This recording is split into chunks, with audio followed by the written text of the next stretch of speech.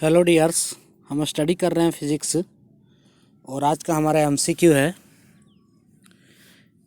If a physical quantity express in terms of two और more fundamental units then this unit is called. Options दिए हैं A fundamental, B scalar, C vector and D derived. अगर कोई physical quantity दो और उससे अधिक fundamental unit से एक्सप्रेस किया गया हो, डिराइव किया गया हो, तो उस यूनिट को क्या कहते हैं। ये ऑप्शंस आपके दिए हुए हैं, करेक्ट ऑप्शंस कौन सा है ये फाइंड करना है। ये क्वेश्चन यूनिट एंड मेजरमेंट का है, यूनिट एंड मेजरमेंट चैप्टर से है। तो यहाँ पे सबसे पहले बता रहा है कि टू और मोर फंडामेंटल यूनिट से बना है अगर कोई यूनिट। सो फंडामेंटल यूनिट क्या होता है, पहले ऑप्शन ए भी हमारा दिया हुआ है फंडामेंटल। तो सबसे पहले देखते हैं कि फंडामेंटल यूनिट्स क्या होता है। फंडामेंटल यूनिट्स होता है जो किसी पर डिपेंड नहीं करता है, ठीक है, बेसिक्स यूनिट्स है और ये 7 होते हैं। 7 फंडामेंटल यूनिट्स हैं। फर्स्ट है लेंथ, नेक्स्ट है मास, फिर है टाइम,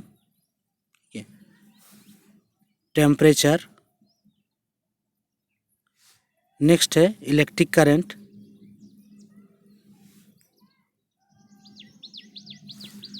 फिर है ल्यूमिनस इंटेंसिटी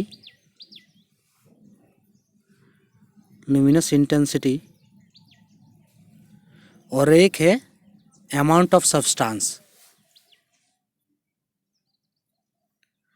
ये हमारे 7 फंडामेंटल पीक्यू है, 7 फंडामेंटल फिजिकल क्वांटिटी है, ठीक है। ये हमारे बेसिक्स फिजिकल क्वांटिटी है जो किसी से मिलकर बने नहीं हैं, ठीक है। ये सेल्फ डिपेंडेंट है, ठीक है।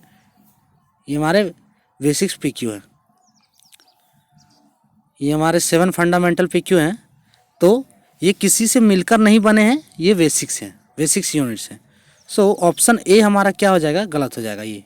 ये ऑप्शन नहीं होगा, ठीक है। एक ऑप्शन हमारा गलत हो गया। अब हमारा 3 ऑप्शन में ऑप्शन बी क्या है। ऑप्शन बी है स्केलर।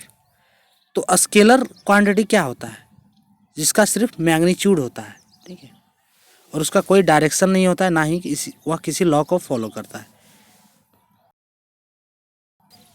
या वेक्टर लॉ को भी फॉलो नहीं करता है। तो स्केलर क्वांटिटी उसे कहते हैं that P Q which has only magnitude, ठीक है, और उसका कोई डायरेक्शन नहीं होता है, एंड नॉट डायरेक्शन, ठीक है। तो इससे हम कहते हैं स्केलर क्वांटिटी।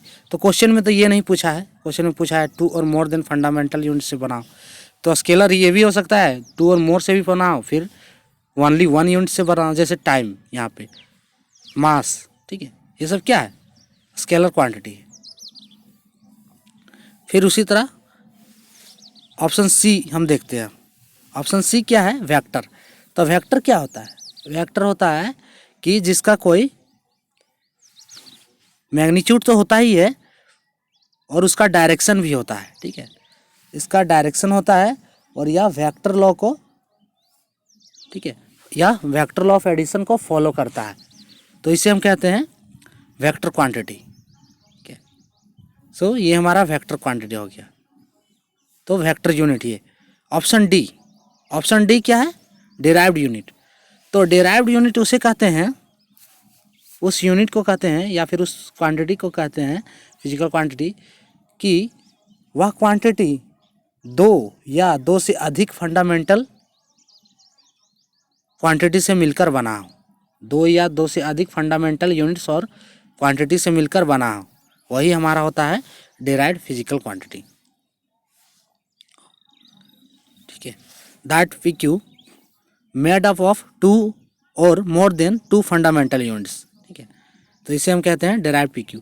तो फंडामेंटल यूनिट्स यहाँ हमने 7 जो देखे हैं, तो इसका अगर हम 1-2 यूनिट्स हम बनाते हैं तो ये बन जाएगा हमारा, देखिए इसी से मिलकर बन रहा है।